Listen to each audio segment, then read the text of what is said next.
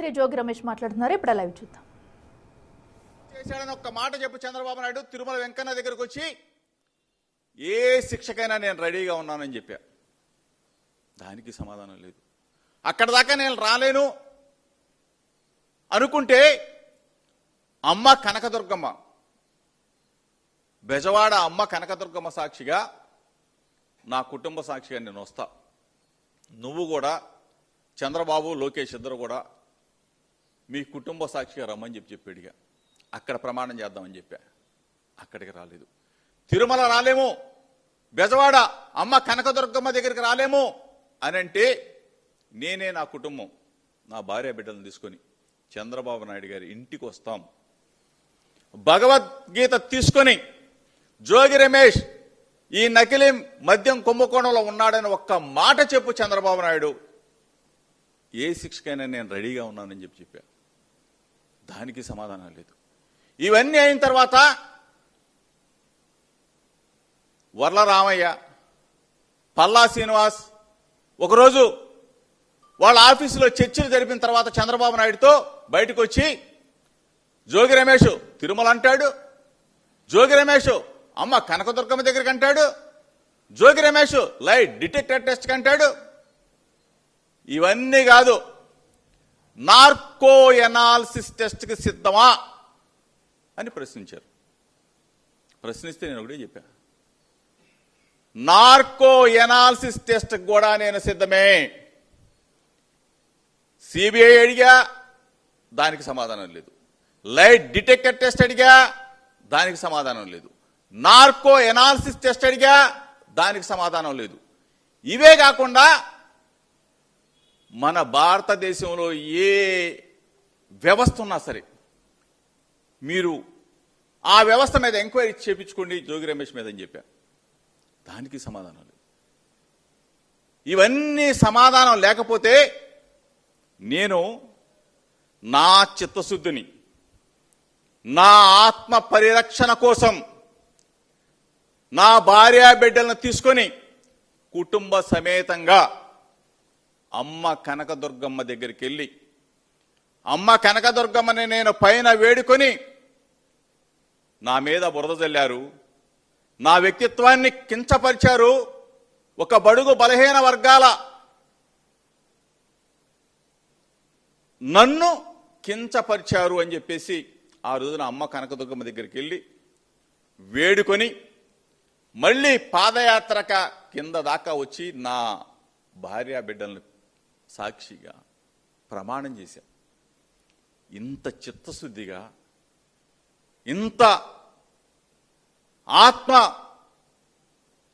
నా ప్రమాణాన్ని ఈ రోజు వరకు కూడా చంద్రబాబు నాయుడు కానీ లోకేష్ కానీ అసలు ఇంతగా ఎట్లా దిగజారిపోతారని చెప్పి అడుగుతా ఉన్నా.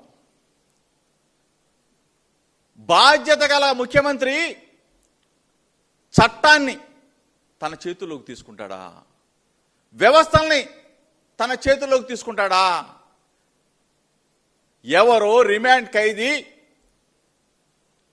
జనార్దన్ రావు అన్న అతను ఆఫ్రికా నుంచి మీతో ఫోన్లో మాట్లాడాడే, డిపార్ట్మెంట్తో ఏ రోజైనా జోగి రమేష్ పేరు చెప్పారా?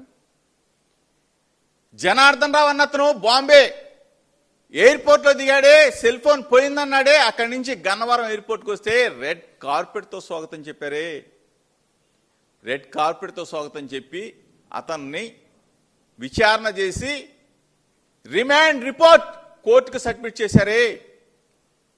ఏ రోజైనా ఎప్పుడైనా సరే జోగి రమేష్ అనే పేరు ఉచ్చరించాడా, చెప్పాడా? కోర్టు ముందు జడ్జి గారి ముందు ప్రవేశపెడితే ఎప్పుడైనా జోగి రమేష్ పేరు చెప్పాడా? మరలా అగైన్ అతను రిమాండ్లో ఉంటే ఒక వీడియో బయటికి ఎవరు రిలీజ్ చేశారు? ఎక్సైజా, పోలీసా, సిట్టా, చంద్రబాబు నాయుడా, లోకేషా? సమాధానం చెప్పాలి కదా. రిమాండ్లో ఉన్న ఒక వ్యక్తి వీడియోని ఎవరు రిలీజ్ చేశారు? రిమాండ్ రిపోర్ట్లో నా పేరు లేదే, జడ్జి గారి ముందు ప్రవేశపెట్టినప్పుడు నా పేరు లేదే. రిమాండ్లో ఉన్న ఒక వ్యక్తి ఎట్లా? దానికి సమాధానం లేదు. ఇది ప్రభుత్వాలా? ఇది వ్యవస్థ? చంద్రబాబు నాయుడు ఎంత దిగజారిపోయి కూనీ చేస్తా ఉన్నాడు ఒక్కసారి అర్థమవుతా ఉందా? ఇవైన తర్వాత 2 రోజులకి జోగి రమేష్తో జనార్దన్ అతను వాట్సాప్ చాట్ అని చెప్పేసి రిలీజ్ చేశారు. దాని మీద నేను ధైర్యంగా దమ్ముగా వెళ్ళి పోలీస్ కమిషనర్ ఆఫీస్కి వెళ్ళి కంప్లైంట్ చేశా. దాని మీద చర్యలు. ఫేక్ వాట్సాప్ చాట్ని ప్రచారం చేశారే, దాని మీద చర్యలు ఉన్నాయా? దాని మీద చర్యలు. తర్వాత 2 రోజుల తర్వాత IVRS కాల్స్, అంటే చట్టాన్ని ఏ విధంగా తుంగలో దొక్కి, చట్టాన్ని ఏ విధంగా కించపరిచి, వ్యవస్థలను ఏ విధంగా నాశనం చేస్తున్నాడు చంద్రబాబు నాయుడు అన్నదానికి ఉదాహరణే IVRS కాల్స్. IVRS కాల్స్తో వైఎస్ఆర్ కాంగ్రెస్ పార్టీని, జోగి రమేష్ని, మా వ్యక్తిత్వాన్ని దెబ్బ కొట్టాలని, మా హృదయాల్ని గాయపరచాలని చంద్రబాబు నాయుడు ఎంత అంటే IVRS కాల్స్ ఎవరు చేస్తారండి? చంద్రబాబు చేశాడా? లోకేష్ చేశాడా? ఈ ప్రభుత్వం చేసిందా? సమాధానం చెప్పాలా?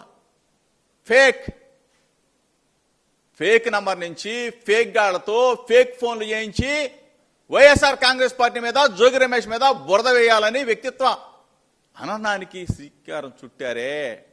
ఇంత దుర్మార్గంగా ప్రభుత్వం వ్యవహరిస్తా ఉందే. చంద్రబాబు నాయుడు నువ్వు ముఖ్యమంత్రివి, లోకేష్ నువ్వు మంత్రివి.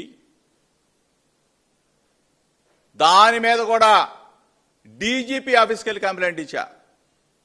మా పార్టీ నాయకులు అందరం కూడా కలిసి డీజీపీ ఆఫీస్కి వెళ్ళి కంప్లైంట్ ఇచ్చా.